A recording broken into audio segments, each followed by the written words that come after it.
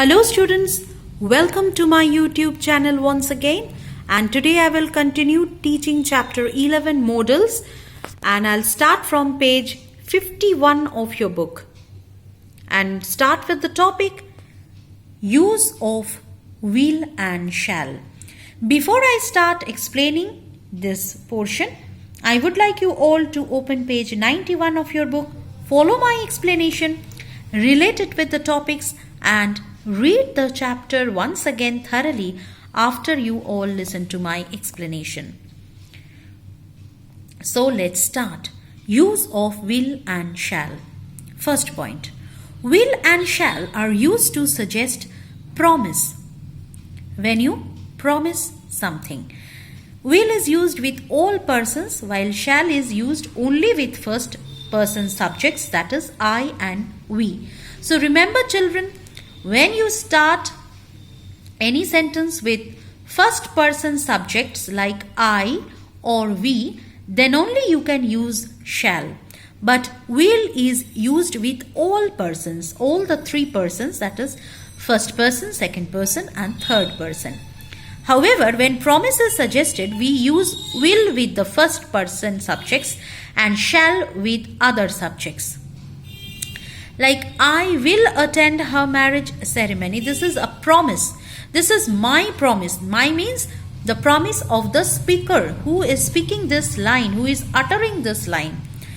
I is the subject, I is the speaker, and this is a promise made by the speaker. I will attend her marriage ceremony. So, when promise is suggested, we will use will with the first person subjects and shall with the other subject. This is an exceptional rule and this is used only in case of promises made. Next sentence B, you shall get, see you is second person, but when it is a promise, we will use shall with other persons. You shall get a gift tomorrow. This is again a promise made by the speaker to the other person to whom he or she addresses as you. Since will is now used with all subjects, the force of promise in will is missing. But nowadays, will is used with all subjects of promise. I promise to attend your cousin's marriage ceremony. I will certainly attend your cousin's marriage ceremony. Next point. Will and shall in their normal usage suggest some intention and willingness. Intention means something which you want to do.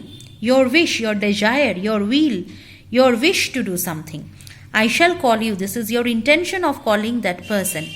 I shall help you. There is an indication of intention or willingness in this example. He will call you. He will happily participate in the celebration. So, here in all the sentences there is a tone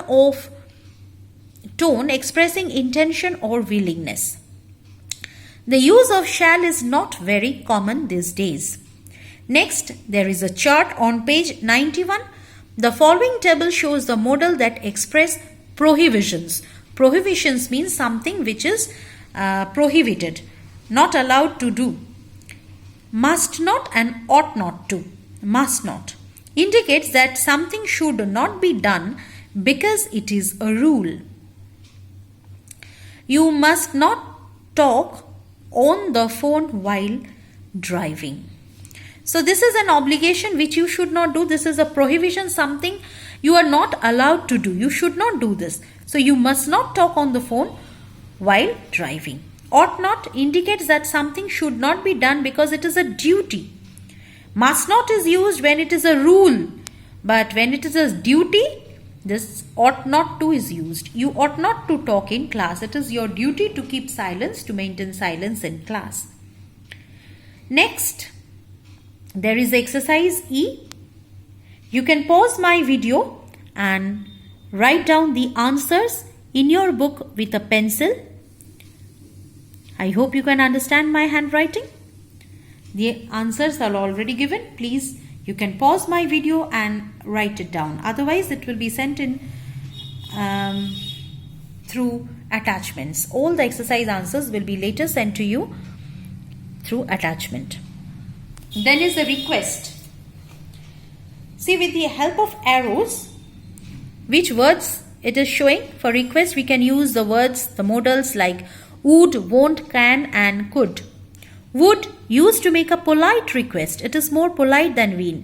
Would you please open the window? Or would you open the window please? So it is a very polite, even polite than will. Next, won't, used to make a request. Won't you have something to drink? It is again used to make a request. Can, used to make an informal request. Can I have some ice cream? I have earlier explained that can you can use with your friends. But if you use would, could, these are very highly formal and seems very polite. Could, used to make a polite request, but it is uncertain whether it will be accepted or not. Mother, could you buy a watch for me, please? So it depends on mother's wish whether she will give you the watch or not. So there is some uncertainty associated with the use of the word could, but it is very polite. If you use this, it sounds very polite. Now let us move to page 92 of your book. See on top.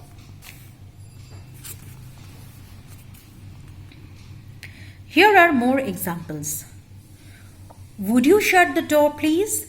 Won't you have some lemonade after the tiring journey for refreshment? Can I eat some roasted peanuts?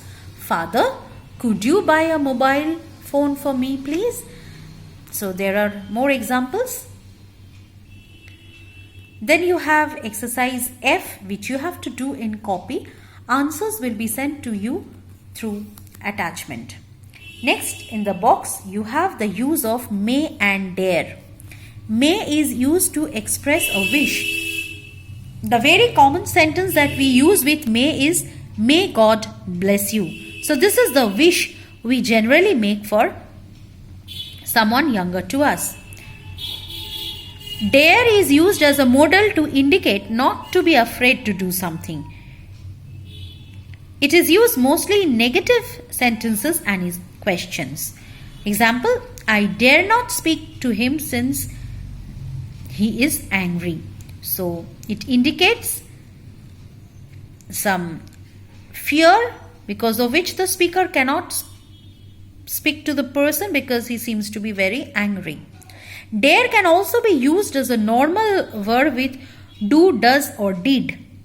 I don't dare to speak to him now since he is angry. Do you dare to go close to the lion's cage? So this word dare is used with normal verb like do, does or did. This is how they are used in the interrogative sentences in question tags.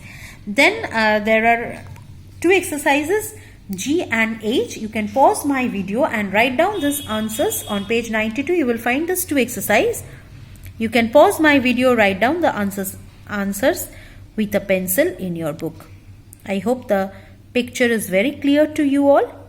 You can just pause, see and write down with a pencil in your book. Now let us move to page 93 of your book. On page 93 you will find quick look at.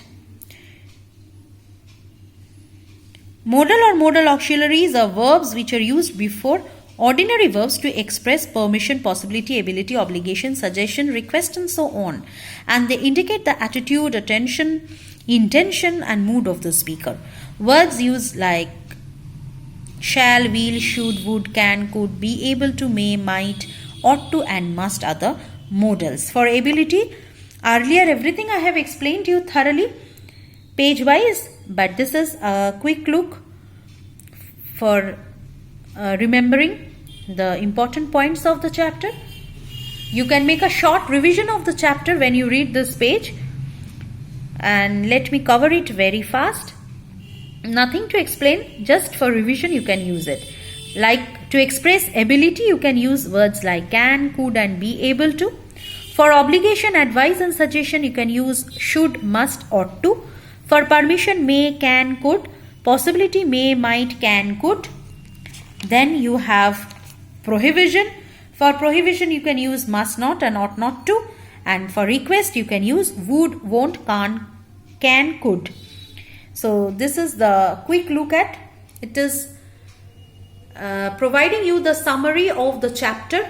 It's like the whole chapter is given in a nutshell, which you can use for your revision purpose. So I did not explain it again because already I have given the explanation of this words, of this modals, and for what purposes they are used. This is given on page 93. In my next class, I will start another new chapter of your syllabus. Thank you for watching